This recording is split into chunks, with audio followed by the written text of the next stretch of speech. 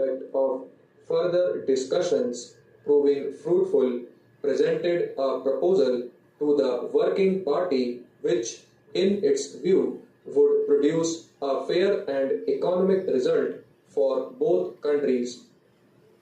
The Government of India gave detailed and anxious consideration to this proposal, which fell for short of India's requirements and which, in addition, involved for them a considerable financial liability, the justification for which was not clear. They decided, however, to accept the bank proposal primarily because they wished, in the interest of good relations with their neighbor, to take every opportunity that might present itself for the settlement of a dispute which had been in existence for many years. They accordingly communicated to the bank their acceptance of the proposal on March 22, 1954. From the 5th of February till the middle of June 1954, the Indian delegation waited in Washington in the hope of getting a clear answer from Pakistan as to whether they did or did not accept the bank's proposal.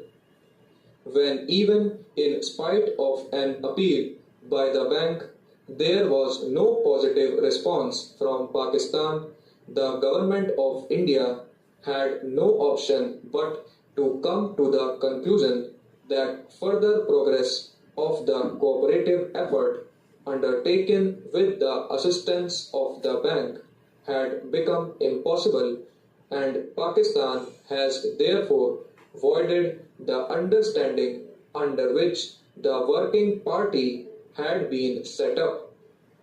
They informed the bank accordingly on the 21st June 1954, from which date the working party set up in 1952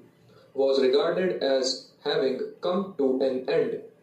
While declaring that the agreement of March 13, 1952 had been voided, the Government of India informed the bank of their readiness to consider new arrangements for working out a comprehensive plan on the basis of the bank proposal as soon as Pakistan would agree to accept it.